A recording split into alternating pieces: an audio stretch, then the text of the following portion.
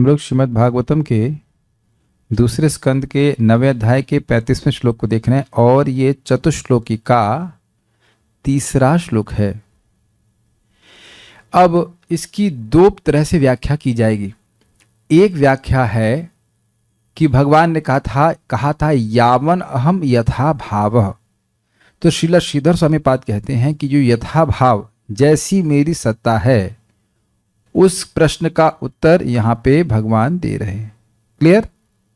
और भगवान ने यह भी कहा था ज्ञानम परम गुह्यम में यद विज्ञान समन्वितम स रहस्यम च अंगम च गृहाण गदितम मया। तो श्रीपाद जीव गोस्वामी जी और विश्वनाथ चक्रवर्ती ठाकुर कहते हैं कि इसमें स रहस्यम अर्थात प्रेमा भक्ति का वर्णन है। समझ रहे हैं। जब मैंने यहाँ पे समझाया आप लोगों को कि यथा भावम, तो यथा यावन अहम यथा भावम जो बात थी वह भगवान अपने ज्ञान के संबंध में कह रहे थे। आप इधर बैठ सकते हैं, ऐसे ऐसे करेंगे तो गर्दन दर्द हो जाएगी, ठीक से देख पाएंगे। हाँ, आप सब can sit in circle also, no problem. अगर कोई दिक्कत हुई तो कुर्सी पर बैठ सकते हैं, कोई दिक्कत नहीं है। ऐसे बैठ के क्लास देखने में दिक्कत होती है, आई कॉन्टैक्ट होना जरूरी होता है। तो आप दोनों अर्थों को मतलब सामंजस्य बिठा पा रहे हैं। श्रीधर स्वामी पाद कहेंगे कि भगवान ने कहा था कि मैं ज्ञान दूंगा, तो ज्ञान के संबंध में क्या बोला था, जैसे यावन हम यथा भावम। तो यथा भावम की व्याख्या भगवान कर रहे हैं और स्पष्ट कर रहे हैं कैसी उनकी सत्ता है। और एक प्रश्न और एक भगवान ने और प्रतिज्ञा करी थी कि सरहस्यम वह जो भगवान का विज्ञान है वह कैसे प्राप्त होगा, प्रेमा भक्ति के द्वारा। प्रेमा भक्ति को ही रहस्य कहा गया। तो चक्रवर्ती पाद और श्रीला जीव गोस्वामी पाद वह कह रहे हैं कि यह सरहस्यम शब्द की व्याख्या है। समझ में आ गया। अब तक हम लोग ज्ञान और विज्ञान शब्द की व्याख्या सुन चुके हैं। भगवान का ज्ञान और विज्ञान, और भगवान के ज्ञान विज्ञान के संबंध में ही माया का ही वर्णन हो गया, भगवान की शक्ति। Is it okay. देखिए पीतांबरी, कुछ मतलब समझ में आया इसका? अगर मैं यह प्रश्न करता हूं कि पीतल के बर्तन को हम कैसे आसानी से साफ कर सकते हैं, तो उत्तर होगा पीतांबरी से, अन्यथा पीतांबरी से मतलब ही नहीं है। अगर प्रश्न होगा तब उत्तर से मतलब है। श्रीमद् भागवतम प्रश्नोत्तर के रूप में है, ये तब तक आप देखते आ रहे। तो प्रश्न क्लियर होगा तब श्लोक को सुनने में अच्छा लगेगा, और अच्छा लग ही रहा है। नहीं तो इस श्लोक का कोई मतलब नहीं होता कि जगत में प्रवेश कर रहे हैं, नहीं प्रवेश कर रहे, काहे को प्रवेश नहीं कर रहे हैं, क्यों हैं, कुछ समझ में नहीं आ रहा है। तो ये समझना जरूरी है कि भगवान इस श्लोक को बोल क्यों रहे हैं।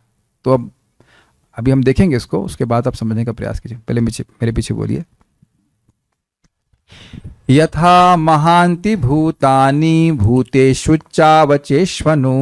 यथा महान्ति भूतानि भूतेषुच्चावचेष्वनु। प्रविष्टान्यप्रविष्टानि तथा तेषु न तेष्वहम्। प्रविष्टान्यप्रविष्टानि तथा तेषु न तेष्वहम्। यथा महान्ति भूतानि भूतेषुच्चावचेष्वनु। यथा महान्ति भूतानि भूतेषुच्चावचेष्वनु। प्रविष्टान्यप्रविष्टानि तथा तेषु न तेष्वहम्। प्रविष्टान्यप्रविष्टानि तथा तेषु न तेष्वहम्। यथा महान्ति भूतानि भूतेषुच्चावचेष्वनु। यथा महान्ति भूतानि भूतेषुच्चावचेष्वनु। प्रविष्टान्यप्रविष्टानि तथा तेषु न तेष्वहम्। प्रविष्टान्यप्रविष्टानि तथा तेषु न तेष्वहम्। यथा महान्ति भूतानि भूतेषुच्चावचेष्वनु। यथा महान्ति भूतानि भूतेषुच्चावचेष्वनु। प्रविष्टान्यप्रविष्टानि तथा तेषु न तेष्वहम्। प्रविष्टान्यप्रविष्टानि तथा तेषु न तेष्वहम्। बोलिए।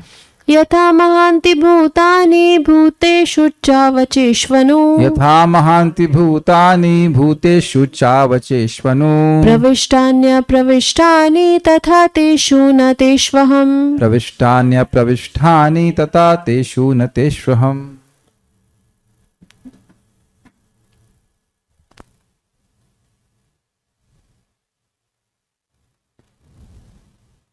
हे ब्रह्मा, कौन बोला है? भगवान बोल रहा है। तुम यह जान लो कि ब्रह्मांड के सारे तत्व विश्व में प्रवेश करते हुए भी प्रवेश नहीं करते। आप लोग यहाँ इस क्लासरूम में हैं तो बाहर भी हैं, तो जो लोग बाहर हैं वह इस रूम में प्रवेश नहीं करेंगे। जो इस क्लास के बाहर हैं, मैं केवल रूम के भक्तों को बोल रहा हूं, वह रूम के अंदर नहीं आए हुए माने जाएंगे। ये बात समझ में आ रही है? अरे ये बात भी समझ में नहीं आ रही है। अरे इसमें क्या कठिन है भाई? जो रूम के बाहर हैं वो अंदर प्रवेश नहीं किए हैं, और जो रूम के अंदर वो बाहर नहीं है। लेकिन ऐसा कोई तत्व हो जो बाहर भी और अंदर हो, तो बाहर, क्योंकि बाहर है इसलिए प्रवेश नहीं किया है, और क्योंकि अंदर है इसलिए प्रवेश किया है। जैसे हवा बाहर है कि नहीं, और हवा अंदर भी है। तो इस रूम को अगर आप देख लें, इस कमरे को, तो रूम के अंदर ना होने के अर्थ में वो बाहर है, क्योंकि बाहर स्वतंत्र रूप से है और रूम के अंदर तो है ही। तो अब आप देखिए, भौतिक प्रकृति के तत्वों को देखें। आप ब्रह्मांड की बात छोड़ दीजिए, पहले अपने शरीर की बात कीजिए। शरीर में पृथ्वी है, तो शरीर में पृथ्वी केवल अंदर ही है या शरीर के बाहर भी है? समझ में आ गया? शरीर को एक रूम की तरह समझ लीजिए, तो अंदर भी है और बाहर भी है। तो पृथ्वी तत्व हमारे शरीर में प्रवेश करने के बाद भी बाहर रहता है कि नहीं? अब इसको एक ही बार में समझ जाएंगे। अगर ये बात एक पॉइंट समझ में आ गया, बाकी सारे पॉइंट समझ में आ जाएंगे। जल अंदर है कि नहीं? 70% हमारी बॉडी में जल है, तो बाहर तो सारा जल समाप्त हो गया है ना? नहीं, बाहर भी है। गंगा जी, आपने थोड़ा सा पानी पी लिया तो गंगा जी तो बाहर है नहीं, गंगा जी बाहर भी हैं और अंदर भी हैं। जल हो गया। उसके बाद अग्नि, क्या शरीर में अग्नि है? जी हाँ है, और बाहर अग्नि है, बाहर भी अग्नि है। आकाश, नहीं, वायु अंदर है और बाहर भी है, बाहर से तो अंदर ले रहे हैं, है कि नहीं? ये देखिए ना, प्रवेश कर रही है ना, बाहर है और बाहर से अंदर प्रवेश कर रही है। अंदर है ना? खून में ऑक्सीजन है या नहीं है? राजेश प्रभु पढ़े ना, मेडिसिन पढ़े तेरा, ठीक हो? अच्छा, जो आप मेडिसिन लोगों को देते हैं, दिलवाते हैं, तो वो अंदर हम लोग रख लेते हैं, लेकिन बाहर भी तो मेडिसिन बनी रहती है कि नहीं? तो आप समझ ही रहे हैं कि वस्तुएं बाहर भी हैं, अर्थात ये महाभूत, पंच महाभूत इत्यादि, वे बाहर भी हैं और अंदर भी है। ये समझ में आ गया? बस ये समझ में आ जाएगा तो भगवान की बात तुरंत समझ में आ जाएगी। उसी प्रकार मैं उत्पन्न की गई प्रत्येक वस्तु में स्थित रहते हुए भी साथ ही साथ प्रत्येक वस्तु से पृथक रहता हूं। क्या मतलब है? भगवान प्रत्येक परमाणु में है या नहीं है? भगवान वैकुंठ में है कि नहीं है? वैकुंठ में रहते हुए भी यहां है कि नहीं है? समझ में आ गया श्लोक?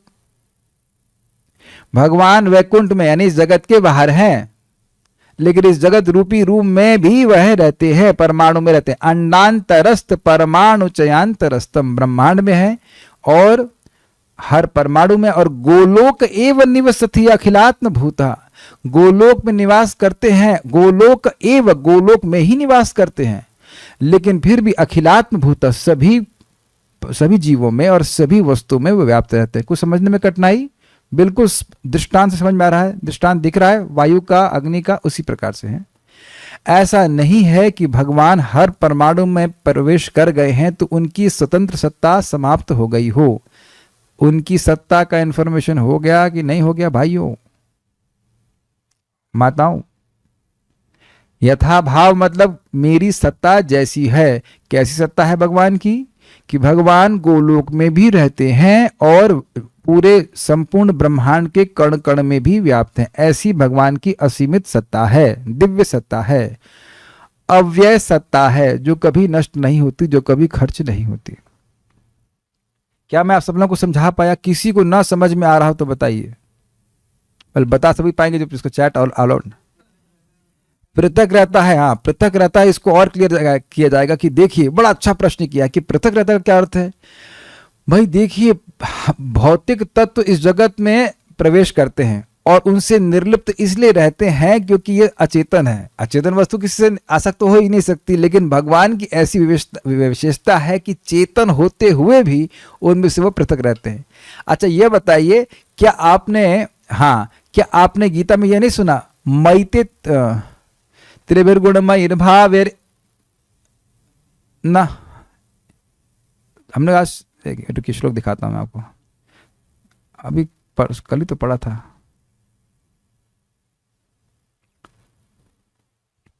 ये चैव सात्विका भावा राजसास्तामसाश्च ये मत्त एवेति तान विद्धि न त्वहं तेषु ते मयि। इस जगत में जो भी सात्विक राजसिक तामसिक भाव अर्थात सत्ताएं हैं, मत्त एवेति तान विद्धि, तुम ये जानो कि सभी के सभी मुझसे ही आते हैं। न तो अहम तेषु ते मयि, मैं उनमें नहीं हूं अर्थात मैं उनमें आसक्त नहीं हूं, लेकिन वो मुझ में है अर्थात मुझ में आश्रित है। ठीक है। और केवल अनासक्ति की बात नहीं है, भगवान हो उन वस्तुओं में प्रवेश करते हुए भी निर्लिप्त हैं, ये बात है। ऐसा नहीं कि भगवान केवल अनासक्त हैं और वस्तुओं में है नहीं, भगवान हर कण में हैं लेकिन अनासक्त हैं, निर्लिप्त हैं, गुणों के प्रभाव से बिल्कुल वह अछूते हैं। ये बात भी आपको समझनी होगी। ऐसा मात्र नहीं कि भगवान है नहीं। सुना, ये समझ पा रहे हैं ना बात?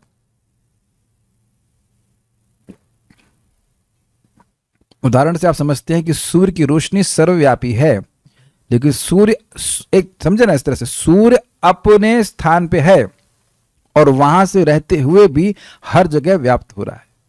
तो भगवान अपने को विस्तार करते हुए इस जगत में व्याप्त रहते परमात्मा के रूप में। जी है ना? जी। एक अर्थ यही समझ लीजिए। अब अगर हम इसका रहस्य अर्थ लेते हैं श्लोक का, तो कहते हैं कि भक्तों के मैं हृदय में प्रवेश करता हूं, प्रविष्टानि, कानों में प्रवेश करता हूं और बाहर भी रहता हूं, मुझे वो देख सकते हैं, मेरी बात सुन सकते हैं। प्रविष्टानि अप्रविष्टानि। तो ये किस व्यक्ति के लिए होगा? जिसको भगवान का प्रेम प्राप्त हो गया है, उसके हृदय में भगवान रहते हैं। तुम्हारा हृदय सदा गोविंद विश्राम। कुछ कैच कर रहे हैं? जिसके हृदय में प्रेम उदित हो गया है, उसी के हृदय में भगवान की अभिव्यक्ति होती है। क्या श्लोक हमने सुना था? पादम एकम न मुंचते।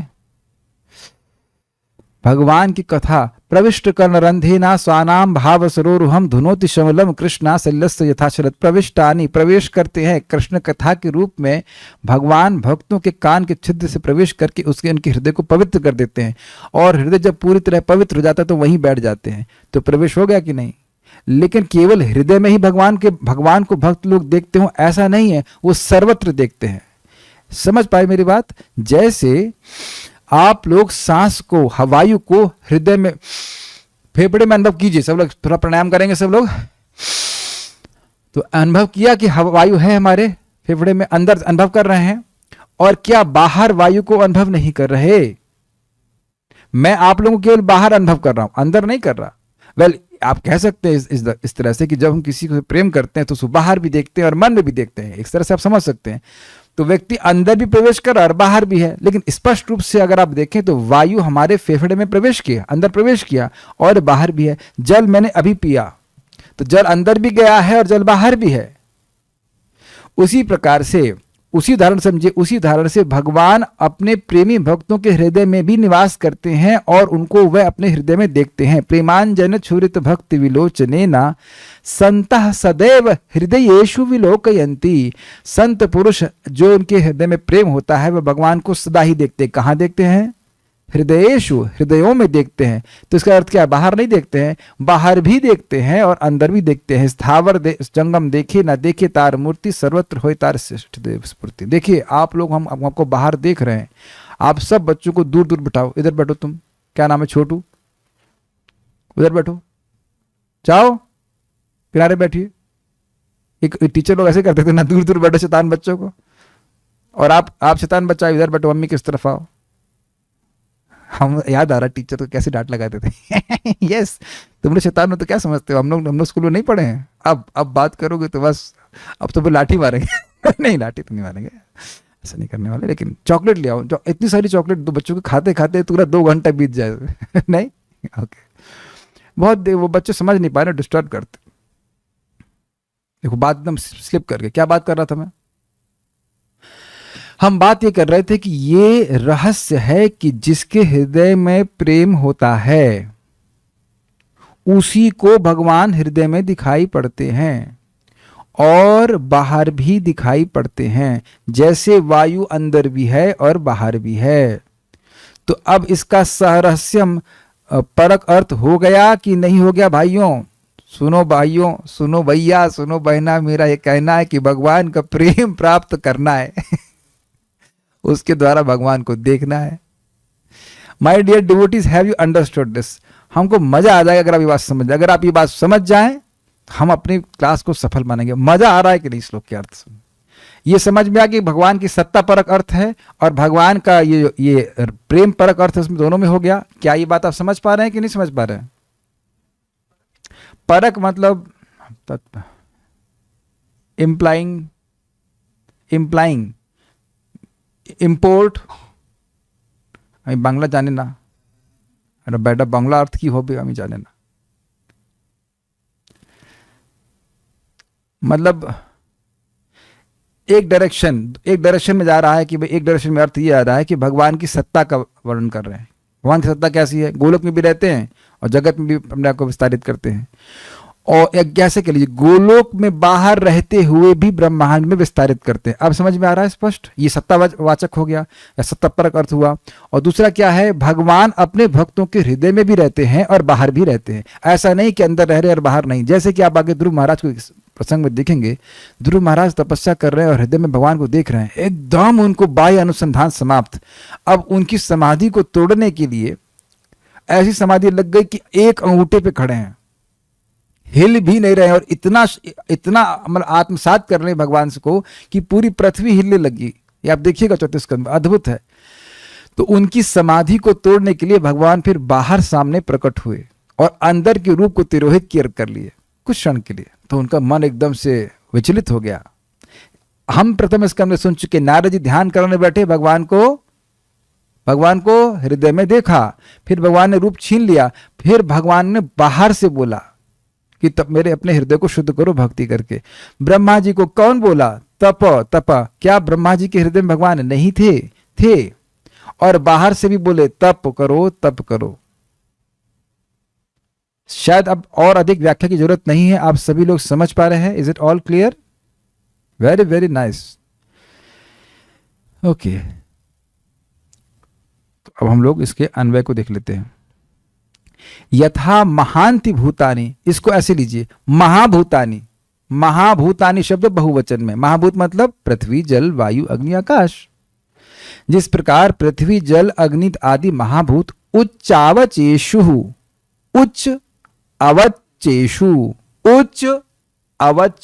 समझ में आ रहा है? उच्च मतलब उच्च योनि, अवच मतलब नीच योनि, यानी देव, तिर्यक आदि उच्च नीच भूतेषु, प्राणियों के देह में। समझ में आ रहा है?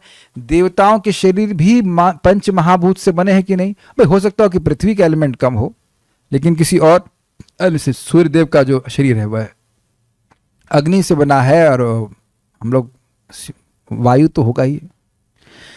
अग्नि के पहला वाला तत्व तो होगा ही ना, उसमें अग्नि, वायु और आकाश आदि तो होना ही चाहिए।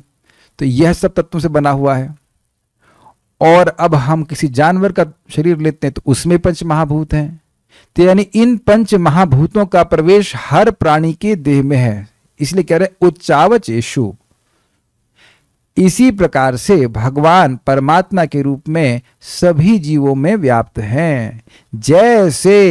जैसे पृथ्वी मेरे शरीर में है और एक सुअर के शरीर में भी वही पृथ्वी है। अब कुछ क्लियर हो रहा है? उसी प्रकार से जैसे परमात्मा मेरे हृदय में है, वैसे ही भगवान परमात्मा के रूप में वही परमात्मा एक सुअर के शरीर में भी हैं। और यह उनकी अद्भुत सत्ता का वर्णन है, क्योंकि उनको कोई फर्क नहीं पड़ता, वह निर्लिप्त है कि वह जीव क्या कार्य कर रहा है, उससे भगवान को फर्क नहीं पड़ता। क्या यह क्लियर हो रहा है? इस दृष्टांत की तरह समझना चाहिए। अब बड़ा सुंदर शब्द है अनु का मतलब होता है पीछे। तो यहां पर श्रीधर स्वामीपाद कहते हैं अनुप्रविष्टानि का अर्थ हुआ सृष्टि के बाद प्रविष्ट होते हैं। भाई जगत की सृष्टि होती है तो पंच महाभूत इस जगत में प्रवेश करके, भगवान की शक्ति से ही प्रवेश करके जगत की सृष्टि होती है, विभिन्न शरीरों की सृष्टि होती है।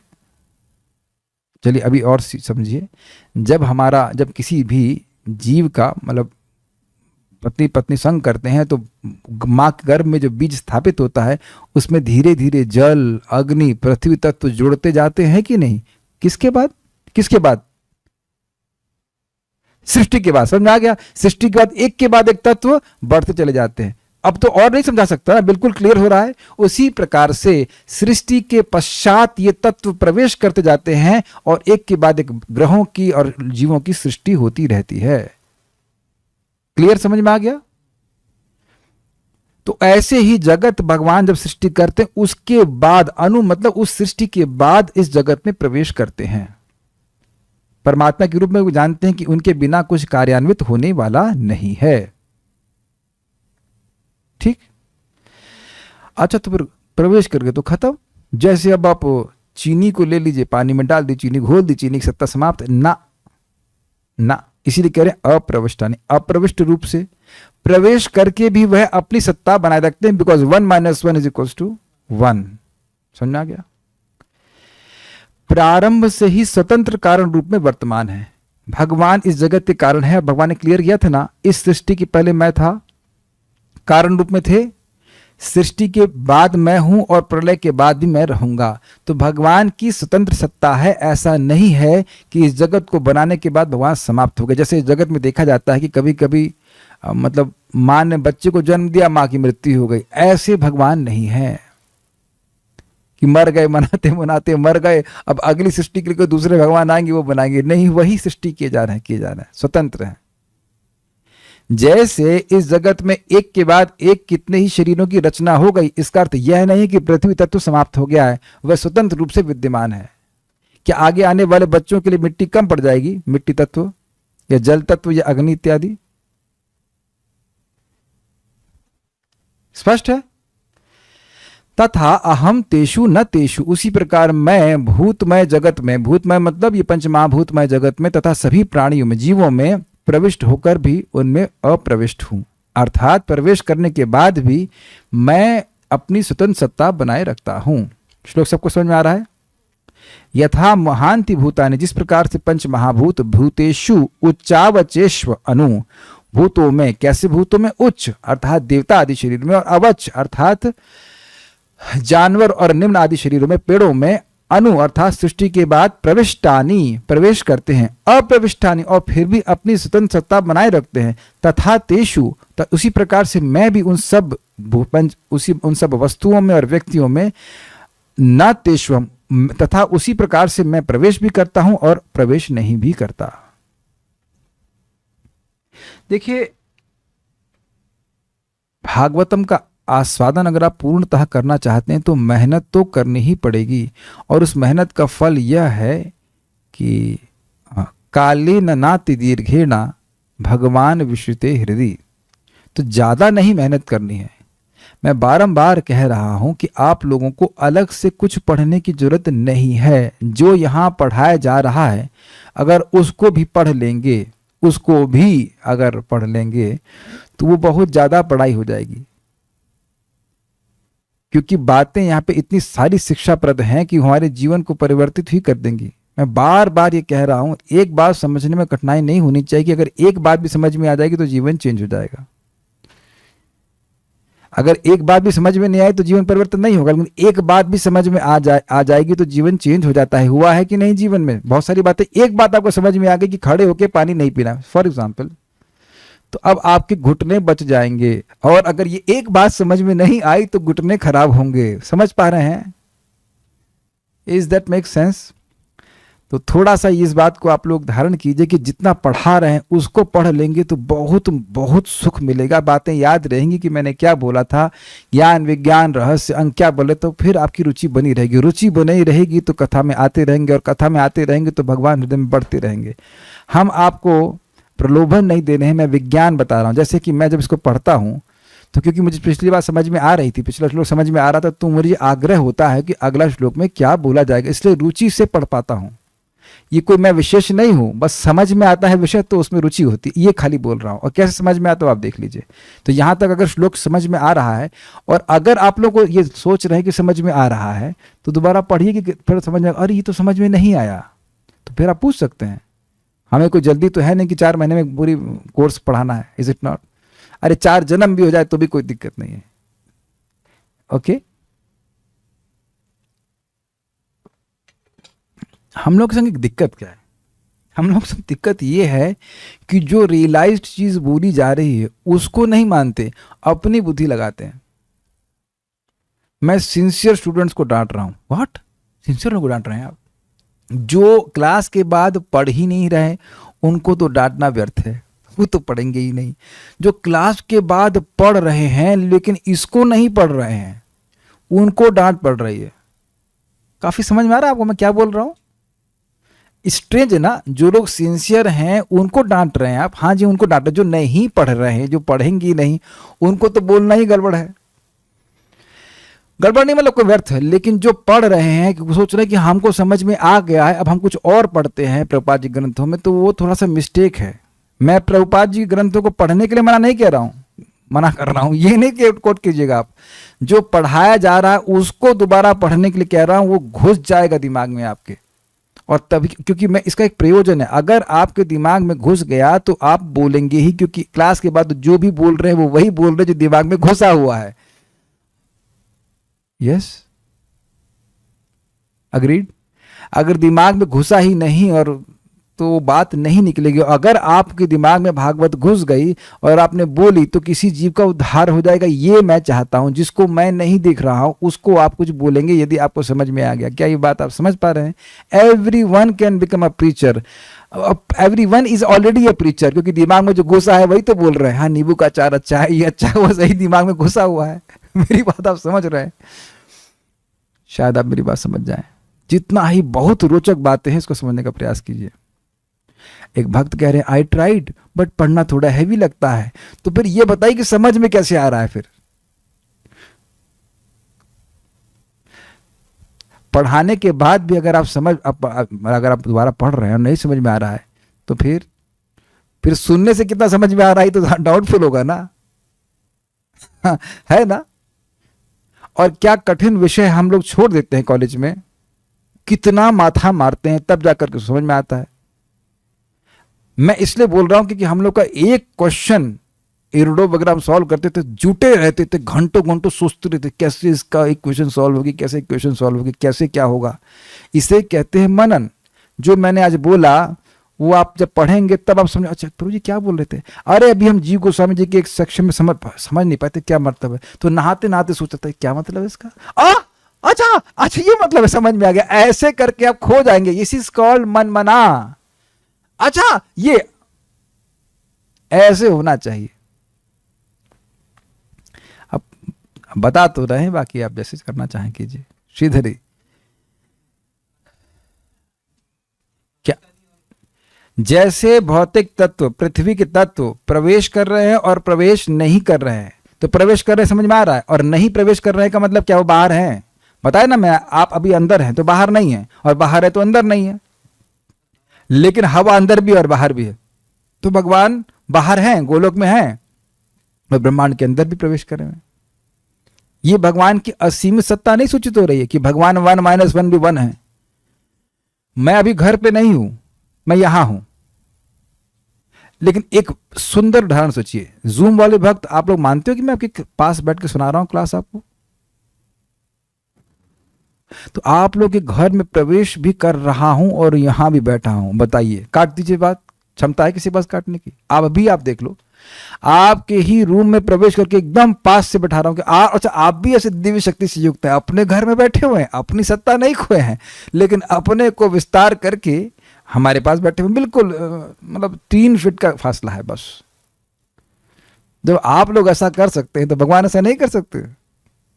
फिर अब हम लोग श्रीधर स्वामी बात के अर्थ लेंगे, सुनेंगे, जो कि भगवान की सत्ता के संबंध में है। यथा भाव, श्री भगवान ने 32वें श्लोक में यथा भाव शब्द से अपनी सत्ता के प्रकार का जो निर्देश किया है उसी को स्पष्ट करते हुए वह यह श्लोक कहते हैं।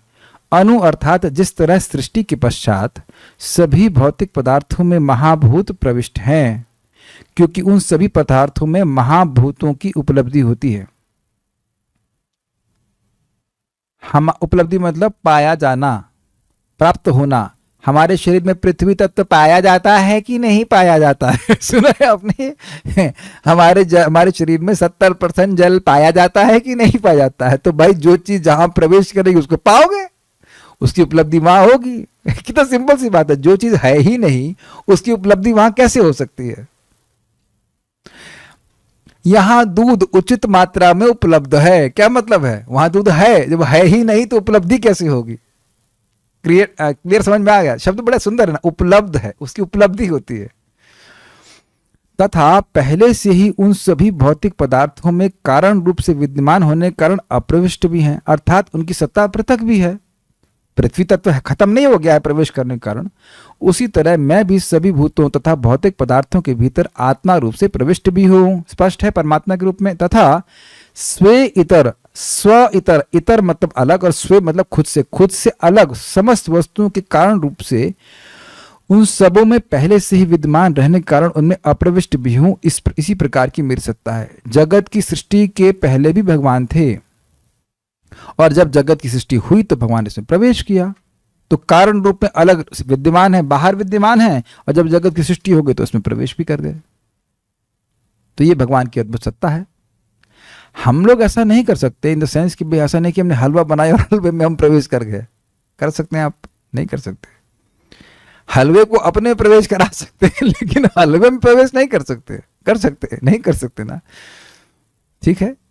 भगवान ऐसा कर लेते हैं। काफी इंटरेस्टिंग है, ये जगत रूपी हलवा बनाते हैं उसके बाद उसी हलवे में प्रवेश कर जाते हैं। फिर ब्रह्मांड बनाए कारणोदकशय विष्णु, और उसके बाद उसी हर ब्रह्मांड में वह गर्भोदकशय विष्णु के रूप में प्रवेश कर गए। और जब उसके बाद हर कण, छोटा सा मिनी ब्रह्मांड कह लीजिए, उसमें भगवान फिर प्रवेश कर गए क्षीरोदकशय विष्णु के रूप में। ये भगवान की अद्भुत सत्ता है, अद्भुत पराक्रम है। अब हम सारार्थ दर्शनी को समझेंगे, और वह सरहस्यम की व्याख्या है। चक्रवर्ती पाद के अनुसार यह श्लोक भगवान सरहस्यम की व्याख्या कर रहे हैं। सरहस्यम का क्या अर्थ था? भगवान की प्रेमा भक्ति, क्योंकि भगवान का विज्ञान कैसे प्राप्त होगा, भगवान कैसे दिखेंगे, ये रहस्य है। और वो रहस्य है कि भगवान उनका प्रेम प्राप्त करने के द्वारा ही अनुभव होंगे, हुए हैं, होते आए हैं, और आप सभी लोगों को होंगे। अगर भगवान के प्रति प्रेम जागृत नहीं हो रहा होता तो ये हृदय में अर्ज समझ रहे हैं कि भाई ये आज भागवत पे श्लोक में क्या लिखा है या क्या बोला जाएगा, ये जागृत ही नहीं होती। This faith, this taste, this urge is the symptom of love. जिससे आपको प्रेम ही नहीं है उसके बारे में सुनने की क्या इच्छा आएगी? भक्तों बताइए, कुछ गर्दन तो हिलाइए ना। ना, ओके, इसका मतलब आपको स्पॉन्डिलाइटिस नहीं है जस्ट चेक कर रहा था। ना ना ना, अरे यार बोर मत करो यार, हमें नहीं सुनना। Is it not? क्या आपने ये शब्द इस्तेमाल किया है? कोई व्यक्ति किसी के बारे में बात करना चाहता है और आप बिल्कुल नहीं सुनना चाहते हैं, मतलब उससे आपको प्रेम बिल्कुल भी नहीं है। अरे भाई हमू ना बताओ यार, हमारे सामने क्यों गा रहे हैं? हम तो एकदम ऐसे ही बोलते हैं, हमारे सामने क्यों बता रहे हैं? हमें उससे क्या मतलब? जिनसे मेरा मतलब नहीं होता उनके बारे में कुछ बोलना शुरू कर देता है। स्पेशली मेरी जब माँ जिंदा थी तो प्रसाद लेते, सर्विंग करते हुए थोड़ी वृद्ध हो गई थी, कुछ भी बोलने लगे थे किसी के बारे में, किसी ग्वाले के बारे में। हमने कहा मुझे क्यों बता रही हैं अब, उससे हमारा क्या मतलब है?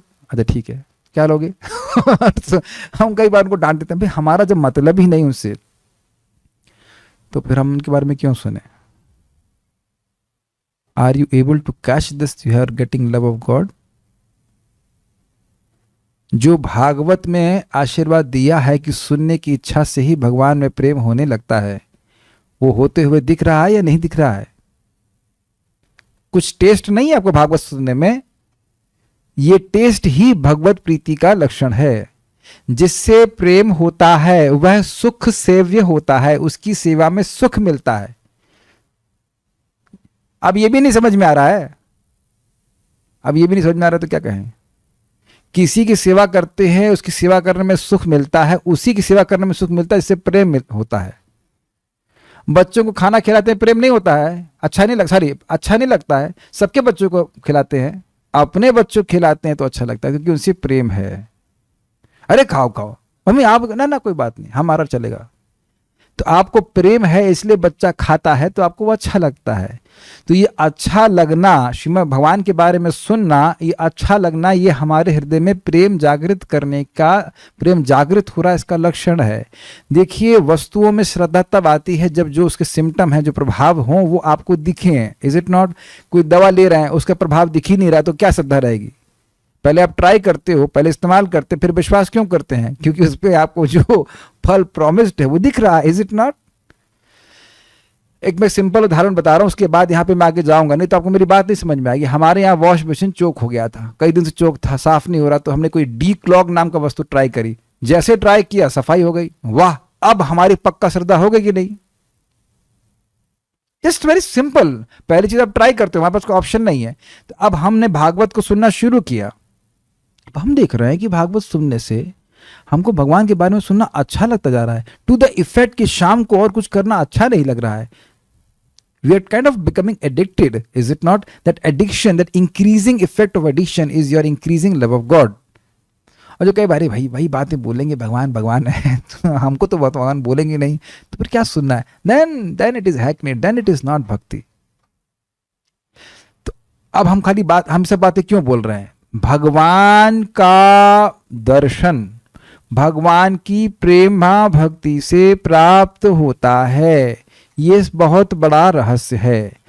श्रीमद् भागवतम के आधार पर सुन रहे हैं, नहीं तो जो कोई भी बोल रहा है किसी और तरीके से भगवान के दर्शन होता है, उन्हें भगवान का दर्शन हुआ ही नहीं है और वो बिल्कुल निरर्थक बात बोल रहे हैं। जैसे हमें कुछ लोगों ने बताया, ट्रेन में था, कि आप हमारे संग 15 दिन बोरे पहन लो, आपको भगवान का दर्शन हो जाएगा। नहीं तो भाई अगर ऐसा है तो ये जो बोरी बेचने वाले हैं उनको भगवान का दर्शन क्यों नहीं हो रहा है?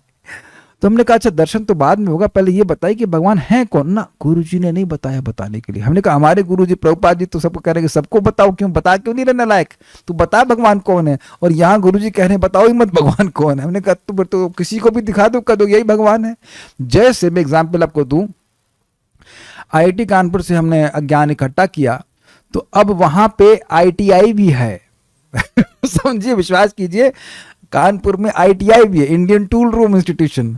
तो कुछ गांव वालों को, लड़कों को ला करके बोल दिया था तो यही IIT है, देखो ITI लिखा है।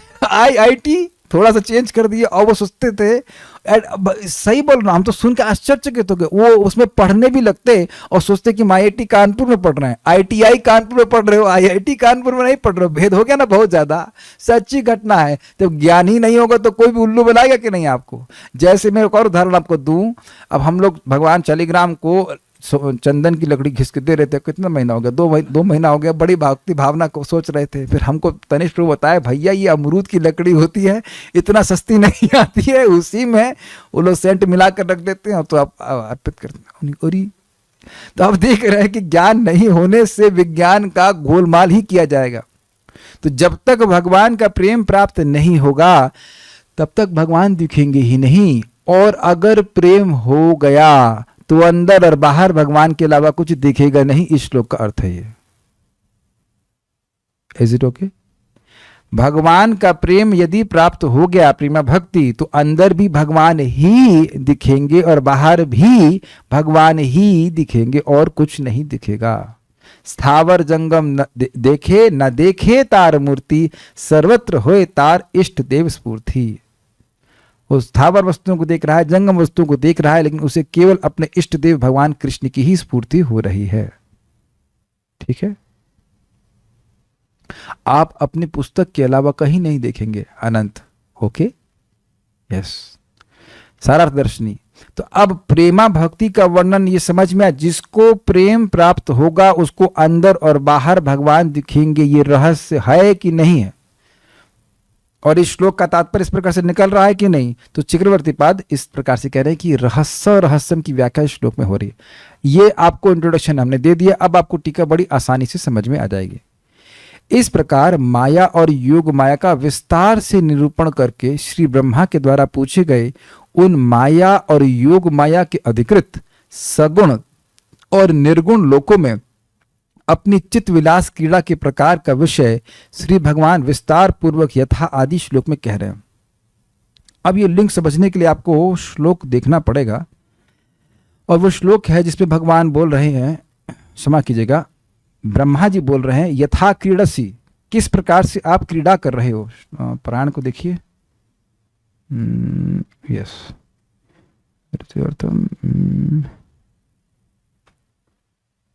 क्रीडस्य मोघ संकल्प ऊर्णनाभिरथोर्णते तथा तद विषयाम देहि मनीषाम मई माधवा।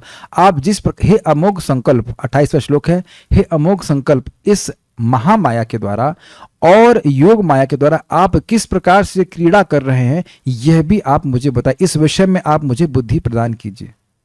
ऊर्णाभि यथारुणते मतलब जिस प्रकार से आप ऊर्ण एक मकड़ी की तरह स्वतंत्र रूप से क्रीड़ा कर रहे हैं, वह भी आप मुझे बताइए।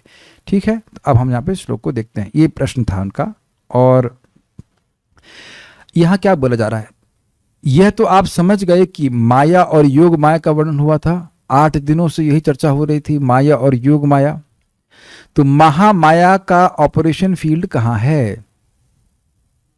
भौतिक जगत, उसी को कहा गया है सगुण, गुणों से युक्त, अर्थात रजगुण तमगुण सतगुण से युक्त जगत, वहां माया का खेल है। और योग माया का खेल प्रमुखतः कहां पे है? निर्गुण जगत, आध्यात्मिक जगत में। यहां पे भी कार्य करती है जब भगवान आते हैं वैसे, लेकिन योग माया प्रमुखतः आध्यात्मिक जगत में कार्य करती है, भगवान की लीलाओं का संपादन करती है। तो उसमें वो कैसे क्रीड़ा कर रहे हैं, इसका प्रश्न, इस प्रश्न को उत्तर जो प्रश्न किया गया था 28वें श्लोक में ब्रह्मा जी के द्वारा, उसका उत्तर भी यहाँ पे आ रहा है।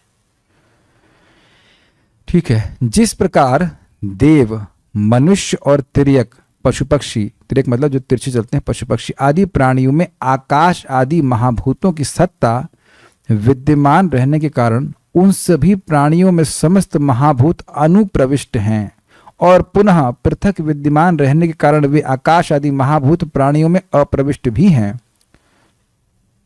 उसी प्रकार मैं इन प्राणियों और भौतिक वस्तुओं में प्रविष्ट होकर भी पृथक शुद्ध सत्वात्मक अपने धाम में, श्री गोलोक वृंदावन आदि धाम में वर्तमान रहने के कारण इन समस्त पदार्थों में अप्रविष्ट रहता हूं। ये पहली लाइन समझ में आ गई आप लोगों को? पहला सेक्शन, भगवान इस पूरे जगत में परमात्मा के रूप में अपने आप को विस्तार करते हैं और साथ साथ गोलोक में अपनी लीला का विहार करते हैं।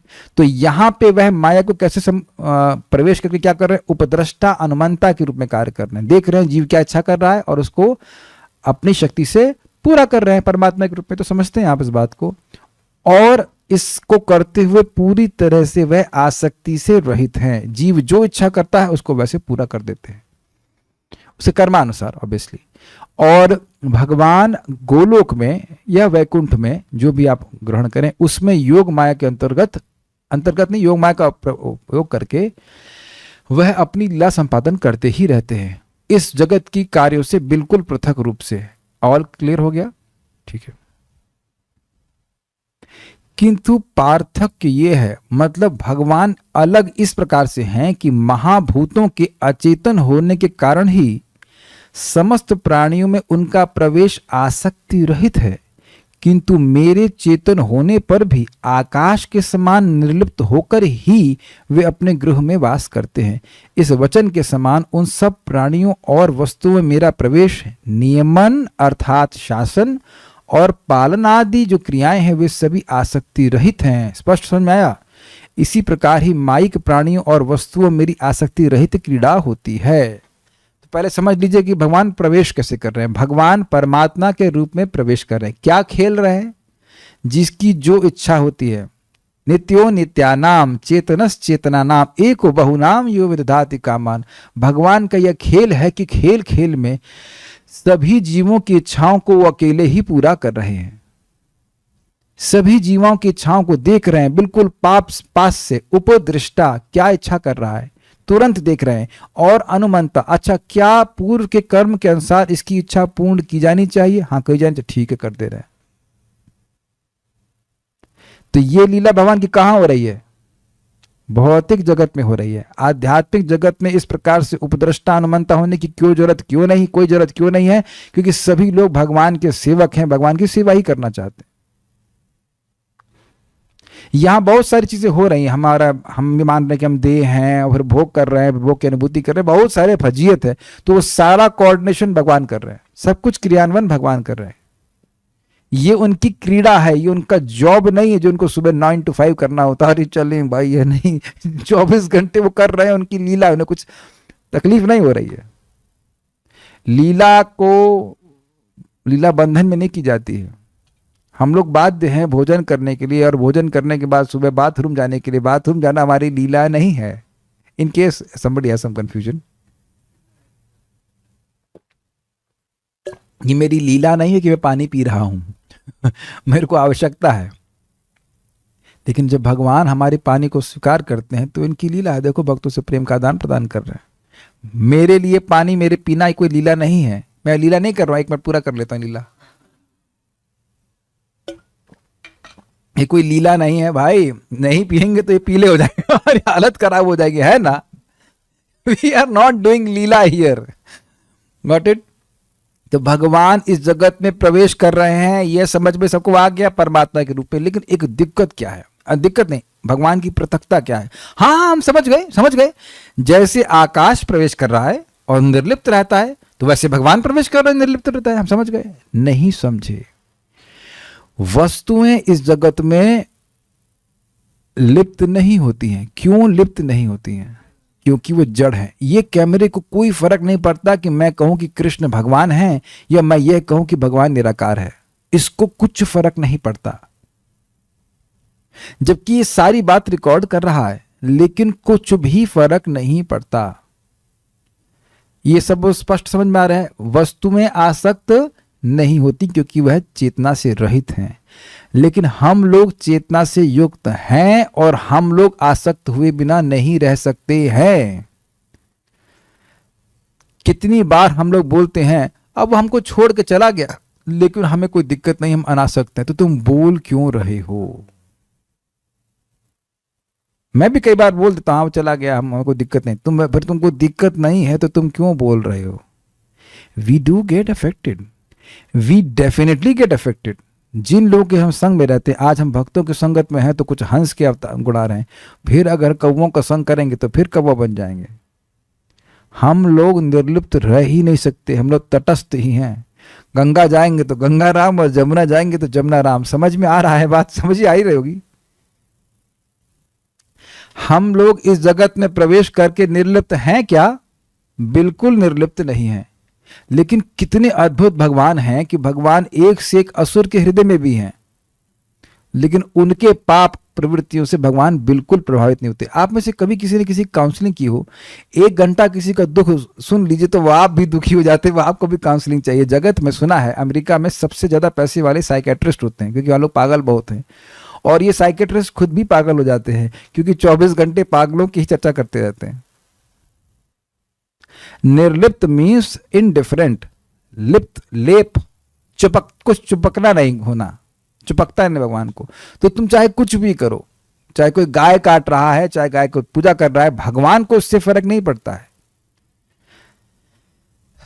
इसका मतलब ये नहीं कि भगवान चाहते हैं कि व्यक्ति गलत कार्य करे, लेकिन भगवान निर्लिप्त रहते हैं। बल्कि प्रभुपाद कहते हैं, भगवान कहते हैं देखो ये गलत कार्य है, फिर भी जब व्यक्ति जिद करता है तो ठीक है तुम करो, क्या कर सकते हैं। जैसे एक जज निर्लिप्त रहता है, जो जैसा व्यक्ति कार्य करता है उसको वैसा वो फल देता है। लेकिन जब हम श्रीमद् भागवतम सुनते हैं, जब हम भक्ति करते हैं, तब भगवान हमको आसक्त अपने में कर देते हैं और हम में भी आसक्त हो जाते हैं। ये बात अभी आप जीव गोस्वामी की टीका में समझेंगे। जो व्यक्ति भगवान का प्रेमी होता है, भगवान उसके वशीभूत हो जाते हैं, उससे निरासक्त नहीं रहते हैं। जाप करने वाले को भगवान छोड़ नहीं सकते, उनकी कृपा दृष्टि विशेष रूप से उस व्यक्ति पे होता है। जो भगवान को भोजन भोग लगा रहा है, उसको भगवान भूल नहीं सकते। याद है आपको द्रौपदी की बात? भगवान की उंगली कट गई थी, द्रौपदी ने एक सिंपल सी बात कही थी, कि सिंपल बात नहीं है, माता जी लोगों के लिए साड़ी बहुत महत्वपूर्ण होती है। तो साड़ी को तुरंत फाड़ करके पोर्शन और उनके उंगली में बांधी थी। तो उन्होंने बोला था कि द्रौपदी मैं तुम्हारे इस उपकार का बदला जरूर चुकाऊंगा। Krishna remembers every service is most insignificant servant does. आपके एक एक नाम को भगवान याद रखते हैं। भक्ति से भगवान निर्लिप्त नहीं रह सकते, भक्तों से निर्लिप्त नहीं रह सकते। मैं साधुओं को जानता हूं, मैं साधुओं को ही जानता हूं और साधु मुझे ही जानते हैं। मद अन्यत ते न जानन्ति नान्यहम, ऐसे करके श्लोक है कि मैं स्वतंत्र हूं ही नहीं। हे ब्राह्मण, मैं स्वतंत्र हुई नहीं, भक्त मुझे बिल्कुल कंट्रोल कर लेते हैं। भक्त भगवान के द्वारा कंट्रोल रहते हैं और भगवान भक्तों के द्वारा कंट्रोल रहते हैं। भगवान आसक्त हो जाते हैं। बात आ रही तो हम बोल ही रहे हैं, बहुत सुंदर। श्रीवास ठाकुर के घर में कीर्तन हो रहा था और उस कीर्तन में उनका लड़का मर गया। तो भगवान, उनकी स्त्रियां स्वाभाविक सी बात है रो रही थी, तो बाहर गए और उन्होंने कहा एकदम चुप हो जाओ, महाप्रभु यहाँ कीर्तन कर रहे हैं, हमारा बेटा मर गया तो कौन सी बड़ी दुख की बात है, उसकी सदगति ही प्राप्त हो गई। अगर तुम लोग रोना बंद नहीं करी तो मैं तुरंत गंगा जी में जाके कूद मरूंगा। तो बेरी सब शांत होंगे। लेकिन महाप्रभु कीर्तन आगे चलता रहा और महाप्रभु बाद में बोले कि कुछ तो आज इस घर में हुआ है। तो उनको मालूम चला कि श्रीवास ठाकुर का पुत्र मर गया और आपके कीर्तन को बाधित ना होने देने के कारण वो सबको शांत कर दिए। तब महाप्रभु का हृदय एकदम मतलब बिल्कुल ही मेल्ट हो गया और श्रीवास ठाकुर को आलिंगन कर ले कहते, मैं तुम्हारे जैसे भक्तों को कैसे छोड़ पाऊंगा। अब कोई यह समझ नहीं पाए कि महाप्रभु ये क्यों बोल रहे हैं, क्योंकि महाप्रभु अपने सन्यास के बारे में सोच रहे थे कि मैं ऐसे प्रेमी भक्तों को कैसे छोड़ पाऊंगा। तो प्लीज ट्राई टू अंडरस्टैंड, जो लोग भगवान का ध्यान नहीं रखते, भगवान से मतलब नहीं रखते, उनके प्रति भगवान निरासक्त रहते हैं। जगत में जो कुछ करना चाहो करो, लेकिन भक्तों के प्रति निरासक्त नहीं रहते। जाप करने वाले, भगवान से प्रेम करने वाले या प्रेम का प्रयत्न करने वाले, सुनाई पड़ रहा है, जो प्रेम प्राप्ति का प्रयास कर रहे हैं, उनके प्रति भगवान कभी भी निरासक्त नहीं रहते। Is very attached to his servants, very attached to his servants.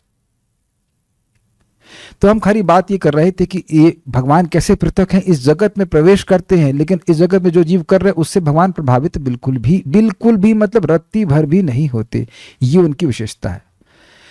परंतु उन प्रसिद्ध नतेषु, अर्थात जो भगवान के नतमस्तक होते हैं, जो भगवान को प्रणाम करते हैं, ऐसे प्रसिद्ध भक्तों के, अर्थात प्रणत भक्तों के, जो उनके शरणागत है, उनके अंतःकरण में दर्शन प्रदान करने के लिए ही मैं उनमें प्रविष्ट रहता हूं। भगवान का प्रेमी भगवान का दर्शन करना चाहता है तो भगवान कहते अच्छा अभी आ रहा हूं, हाँ आ गया, ये लो, समझ आया।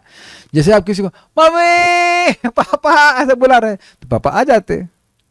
तो भक्त की हृदय में भगवान को दर्शन देने की लालसा होती। सुना है ना आपने वचन, दर्शन दो घन श्याम नाथ मोरी आखियां प्यासी रे। तो प्यासी का मतलब सुने ललक, एक लालसा, लौल्य है कि कृष्ण का दर्शन प्राप्त हो। तो कृष्ण इस लौल्य को देख करके हृदय में प्रकट हो जाते हैं। भाई जिससे प्रेम होता है उसी को तो देखना चाहेंगे।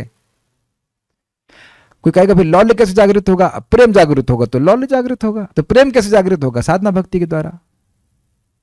तो अब अगला श्लोक पे पहुंच रहे हैं आप लोग। यहां जब आप प्रेम के बारे में सुन लिए तो देखेंगे, सोचेंगे ना कि प्रेम कैसे जागृत हो जाएगा। तो वह उसका अगला श्लोक है कि यही जिज्ञासा करो कि प्रेम कैसे जागृत होगा, और यह जिज्ञासा करो कि प्रेम प्राप्त करने में कहीं कोई अपराध न बन जाए। बस यही जीवन में जिज्ञासा करनी, वो हम कल आगे चर्चा करेंगे। लेकिन इतना समझ में आ रहा है कि प्रवेश करते हैं ताकि हृदय में वह देख सकें। प्रविष्ट कर्ण रंध्रेणा स्वानाम भाव सरोरुहम धुनोति शमलम कृष्णा सलिलस्य यथा शरद। कृष्ण कथा के माध्यम से भगवान कानों से प्रवेश करते हैं और हमारे हृदय के दर्पण को साफ कर देते हैं ताकि हम उनको देख सकें। प्रविष्टानी क्लियर हो गया। तथा उनके नेत्रों को अपना सौंदर्य दिखलाने के लिए, उनकी नासिका में अपने अंगों की सुगंध सुघाने के लिए, उनके साथ बातचीत करते करते उनके कानों में अपनी मधुर स्वर रूपी अमृत की लहरी उड़ेलने के लिए। सुना था नारद जी के केस में, नारद जी को बोले थे ना, दिखाई नहीं पड़े थे लेकिन सुनाई पड़े थे। स्पर्श और आलिंगन आदि के दान द्वारा उनके अंगों में अपनी सुकुमारता और माधुर आदि का अनुभव कराने के लिए मैं अप्रविष्ट अर्थात बाहर में अवस्थान करता हूं। समझ में आया ये? हृदय में तो भगवान दिखते हैं तो प्रविष्टानी। अब बाहर जो व्यक्ति हृदय में है तो आप हृदय में ही अनुभव करेंगे, उसका आलिंगन कैसे करेंगे? तो भगवान जानते हैं कि भक्त केवल हृदय में ही नहीं देखना चाहते हैं, वह भगवान का आलिंगन भी करना चाहते हैं। उनकी गंध तो बाहर से आएगी ना, जो बाहर रहेंगे। कुछ समझ रहे हैं बात? और उनका सौंदर्य भी अपने नेत्रों से हम देखेंगे तो बाहर से देखेंगे। जैसे श्रीमन चैतन्य महाप्रभु भक्त के रूप में भी हैं, तो वह कभी कभी भगवान को देख पाते, भगवान की लीलाओं को देख पाते थे बाह्य रूप से। हृदय में तो चलता ही रहता, बाहर रूप से भी दिखाई पड़ते। तो अप्रविष्टानी, इज इट ओके? तो अब ये प्रविष्टानि अप्रविष्टानि समझ में आ गया। भगवान भक्त को हृदय में भी दिखते हैं और बाहर भी उसके प्रकट होते, ताकि वो बाहर भी भक्त में भगवान को देख पाए, ये अर्थ है। मैं उन गुणातीत भक्तों को परित्याग करने में असमर्थ हूं, इसलिए उन भक्तों के भीतर और बाहर में परम आसक्ति रहित मेरा नित्य विलास होता है, यह भाव है। क्या बोला मैंने? मैं रहित बोल दे क्या? क्षमा कीजिएगा। मैं उन गुणातीत भक्तों को परित्याग करने में असमर्थ हूं, इसलिए उन भक्तों के भीतर और, एक मिनट रुकिएगा, और बाहर में परम आसक्ति सहित मेरा नित्य विलास होता है, यह भाव है। इसमें अब इसके आगे हम नहीं जाएंगे। इसमें न तेषु अहम शब्द व्यर्थ हो गया। जीव गोस्वामी से क्लियर करते हैं, मैं उनमें हूं और नहीं भी हूं, यह बात खारिज कर दी गई। इसका कोई अर्थ, इसका सरहस्यम से कोई संबंध नहीं, इसलिए इसको यहां व्यर्थ कर दिया गया। अब जीव गोस्वामी जी टीका आप कल देखेंगे। भगवान अंदर हैं और बाहर भी हैं, लेकिन भगवान यह नहीं कह रहे कि उनमें नहीं हूं। भगवान ने, जब आप इनकी भगवान की सत्ता परक अर्थ लेंगे तो क्या अर्थ होगा? भगवान अंदर हैं ब्रह्मांड के, भगवान उसके बाहर भी हैं, लेकिन अंदर हैं लेकिन आसक्ति रहित हैं, इसलिए कह रहे न तेषु, मैं नहीं हूं। लेकिन यहां जब बोल रहे हैं कि अंदर हूं, प्रविष्टानि, प्रवेश कर रहा हूं, तो क्या मतलब है? उनके हृदय में देख पा रहा हूं। अप्रविष्टानि मतलब बाहर भी हूं। तो ये तो स्पष्ट समझ रहा है कि तेषु, मैं उनमें हूं और बाहर भी हूं, क्लियर हो गया। लेकिन यह अर्थ सोचना कि भगवान अब है नहीं उनमें, यह बात गलत है। भगवान उनके हृदय में भी हैं और बाहर भी हैं, और भगवान उनसे आसक्त भी हैं। समझ पा रहे हैं मेरी बात? मैं जो बोल रहा था ये सही बात पढ़ के ही बोल रहा था, बाहर से नहीं बोल रहा हूं।